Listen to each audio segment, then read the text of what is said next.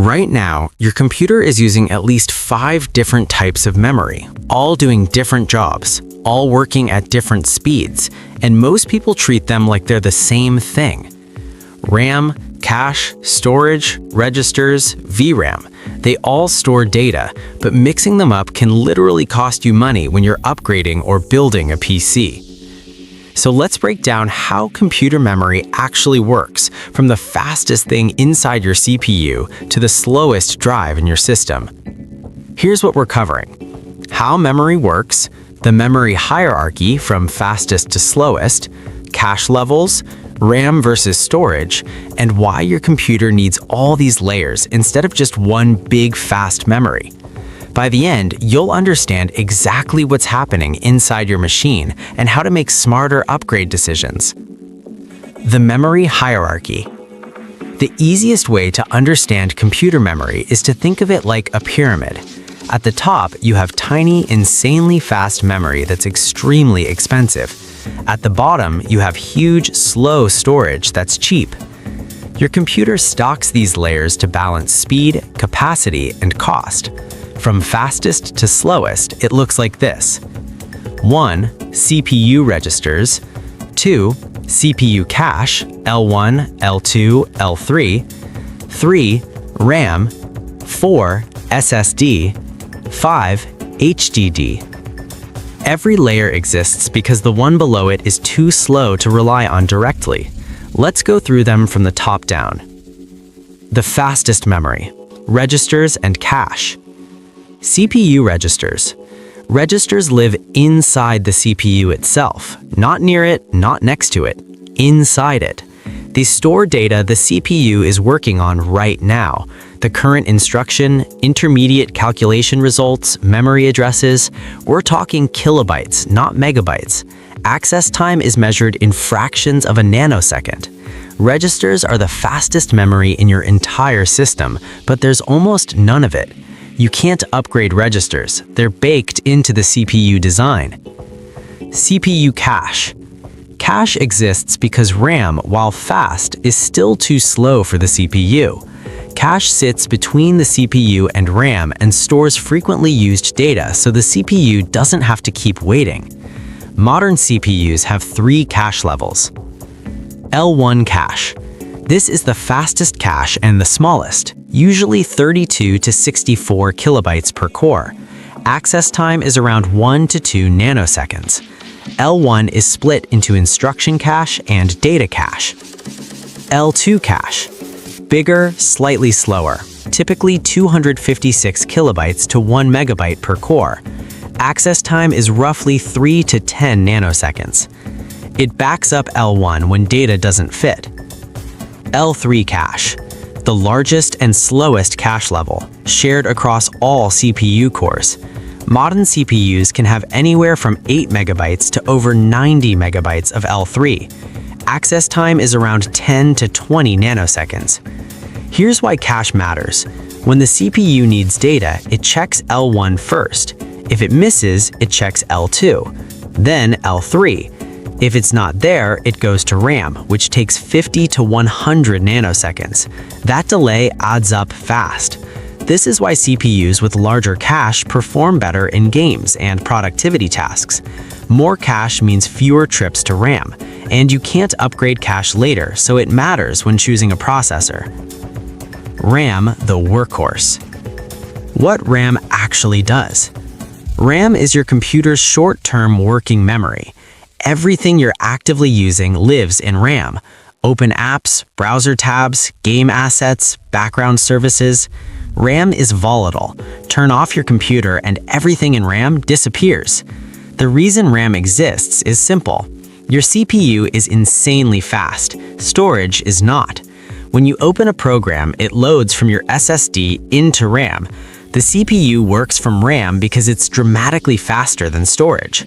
If you run out of RAM, your system starts using your SSD as fake RAM.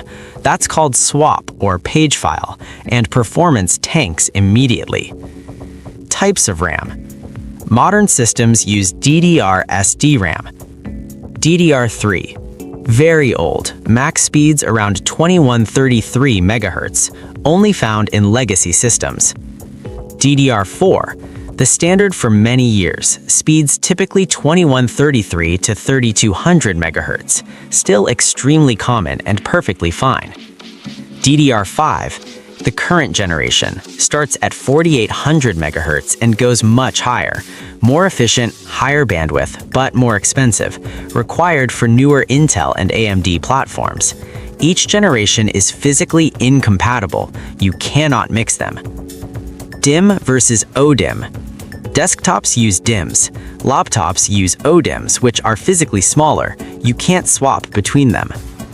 How much RAM do you actually need? 8 GB is the bare minimum today, basic tasks only. 16 GB is the sweet spot. Gaming, productivity, multitasking. This is where most people should be. 32 GB is for heavy multitaskers and content creators. 64 GB and above is for professional workloads. If you need this, you already know why. RAM speed, latency, and channels. RAM has speed and latency. Speed is how fast data transfers. Higher is better. Latency is how long it waits before transferring. Lower is better. For most people, speed matters more than latency. Also, RAM works best in pairs. Dual channel doubles memory bandwidth. One stick cuts performance significantly. Always use 2 sticks when possible. Storage, long-term memory. RAM is temporary. Storage is permanent. RAM holds active data. Storage holds your operating system, apps, and files. HDDs. Hard drives use spinning disks. They're slow, noisy, and fragile, but cheap. Great for bulk storage and backups. Bad for performance. SSDs. SSDs use flash memory, no moving parts.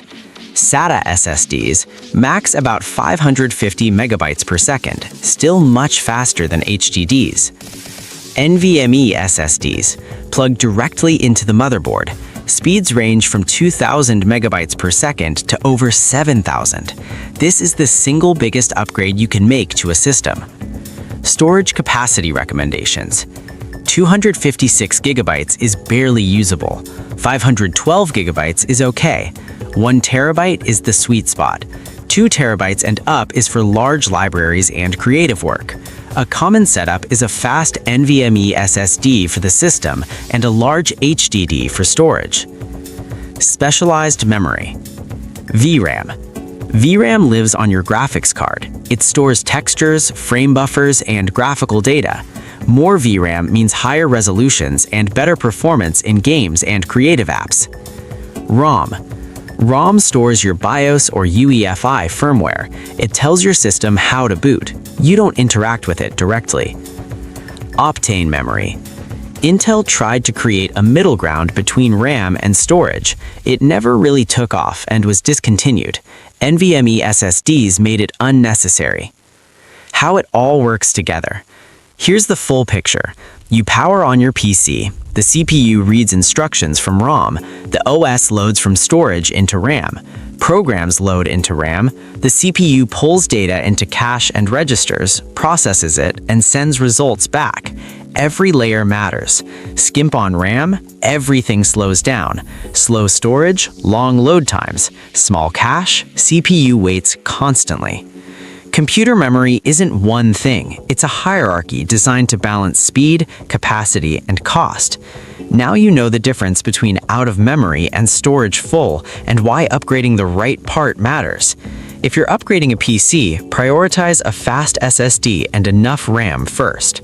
Drop your specs in the comments, and if this finally made computer memory make sense, like, subscribe, and I'll see you in the next breakdown.